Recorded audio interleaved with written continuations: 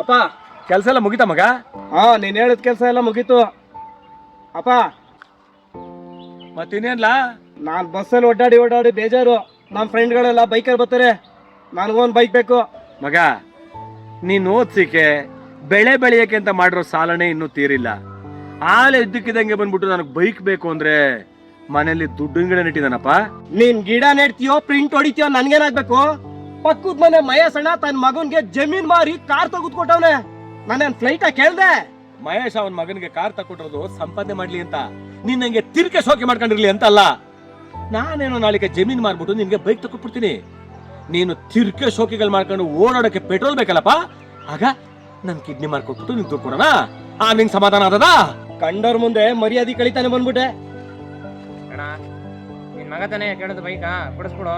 ಮಗ, ಬೈಕ್ ಏನಪ್ಪ, ಈ ಬೆಳೆ ಇಲ್ಲ ಇನ್ನೊಂದು ಬೆಳೆ ಕೊಡಿಸ್ಬಿಡ್ತೀನಿ. ಆದ್ರೆ ನನ್ನ ಮಗ ಮೊದ್ಲೇ ರ್ಯಾಶ್ ಆಗಿ ಓಡಿಸ್ತಾನೆ. ಇರೋದು ಒಂದೇ ಸುಳಿಕಲ್ಲ, ಹೆಚ್ಚು ಕಡಿಮೆ ಆಗ್ಬಿಟ್ರೆ ನಾನು ಬದುಕನೇನಪ್ಪ. ಪಾಪ ಎಷ್ಟೋ ಮನೆಗಳಲ್ಲಿ ಒಬ್ಬೊಬ್ಬರೇ ಮಕ್ಕಳು ಆಕ್ಸಿಡೆಂಟ್ ಮಾಡ್ಕೊಂಡು ಅವ್ರ ಮನೆಗಳಿಗೆ ಕತ್ಲಾಗ್ಬಿಟ್ಟವೆ ಕಡ್ಲ. ನನ್ನ ಮಗ ಅಪ್ರಂಜಿ ಎಲ್ಲಿ ಕಳ್ಕೊಬಿಟ್ಟನು ಅಂತ ಹಿಂಗ್ ಬೈತೀನಿ ಕಣಪ್ಪ. ಜೀವನ ಒಂದು ನಾಟಕ ರಂಗ, ಪರದೆಯ ಮುಂದೆ ನಿನ್ನ ಪ್ರಸಂಗ.